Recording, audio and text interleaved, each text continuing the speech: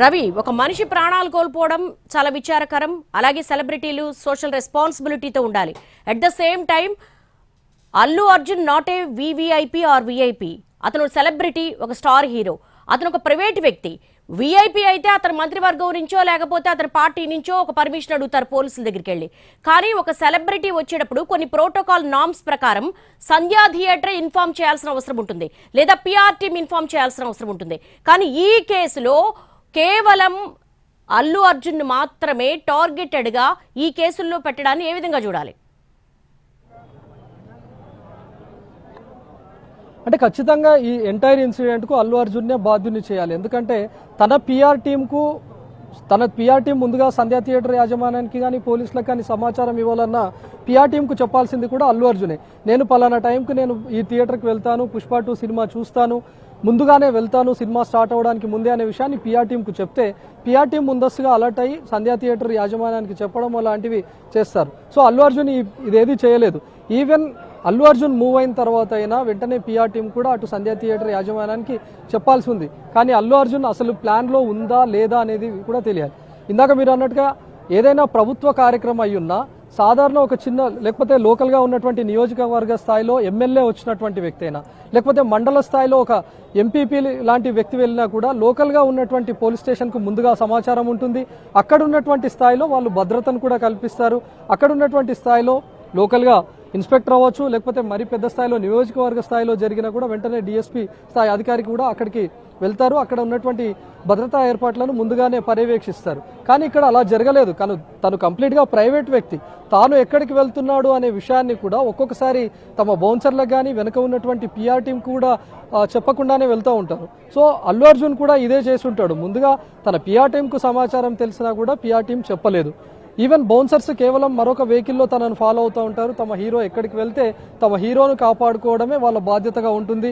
తమ హీరో దగ్గరికి ఎవరు రాకుండా ఉండే విధంగా టచ్ చేయకుండా కంట్రోల్ చేయడం మాత్రమే వాళ్ళ బాధ్యతగా భావిస్తూ ఉంటారు. వాళ్ళ డ్యూటీని వాళ్ళు చేస్తూ ఉంటారు. కానీ అల్లు అర్జున్ అలా చేయలేదు. ఒక బాధ్యత గల కనీసం ఒక పౌరుడిగా కూడా ప్రవర్తించలేదు. లేదా Allu Arjun over night star కూడా కాదు. తను ఎన్నో సినిమాల తర్వాత ఈ క్రేజ్ సంపాదించుకున్నాడు. పుష్ప 1తోనే తనకు వచ్చినటువంటి క్రేజ్ కూడా వేరు. తనకు ఏకంగా పాన్ ఇండియా వైడ్గా కూడా పుష్ప సినిమాతోనే క్రేజ్ రావడం, నేషనల్ అవార్డు కూడా గెలుచుకున్నటువంటి వ్యక్తి. అదేవిధంగా అల్లు అర్జున్ ఏదైనా ఫంక్షన్స్కి వెళ్ళినా, ఏదైనా కార్యక్రమాలకు వెళ్ళినా, అన్ప్లాన్డ్ కార్యక్రమాలకు ఆన్ ఆఫ్ సడన్గా వెళ్ళినా కూడా అల్లు అర్జున్ను చూడడానికి ఎంత స్థాయిలో ఎగబడతారో అనే విషయం కూడా తెలుసు.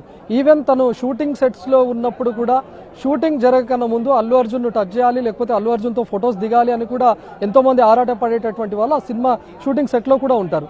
అలాంటిది తను సంధ్యా థియేటర్కి వెళ్తే ఎంతమంది క్రౌడ్ వస్తారు, ఆల్రెడీ అక్కడ ఉన్నటువంటి క్రౌడ్ కూడా తన దాకా వచ్చేటటువంటి అవకాశం ఉంటుంది.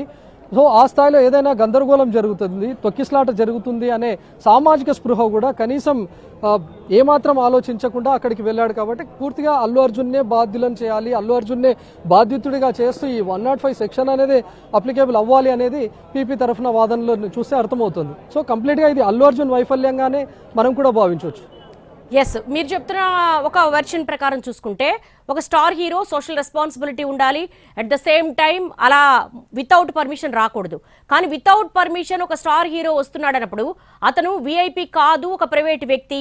అక్కడ ఉన్నటువంటి డెన్సిటీ కంటే మించి అక్కడ అభిమానులు ఉన్నారని తెలిసినప్పుడు పోలీసులు ఎందుకు యాక్షన్ తీసుకోలేదు, ఎందుకు అరెస్ట్ చేయలేదు?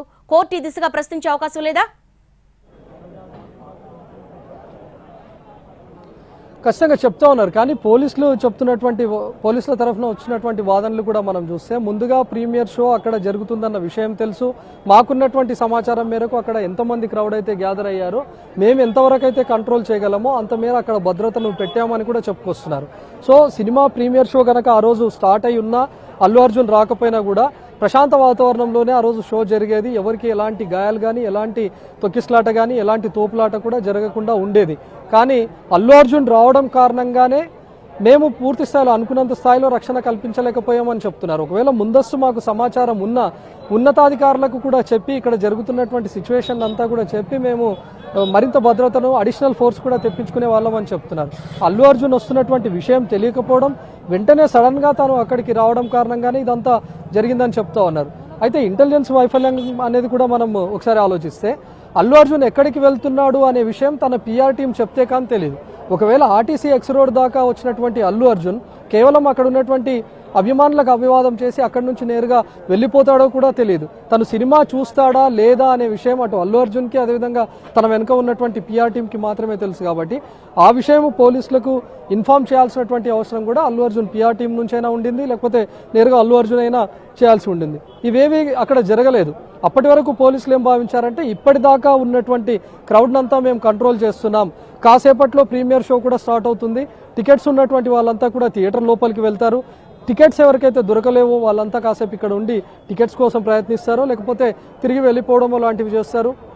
ముఖ్యంగా కాసేపు అయితే అక్కడ ఉన్నటువంటి కోచింగ్ సెంటర్స్లో క్లాసెస్ కూడా స్టార్ట్ అవుతాయి. కాబట్టి అక్కడ ఉన్నటువంటి ఆ క్రౌడ్లో ఒక 10 to 20% వాళ్ళైనా కూడా రిటర్న్ వెళ్ళిపోయే అవకాశం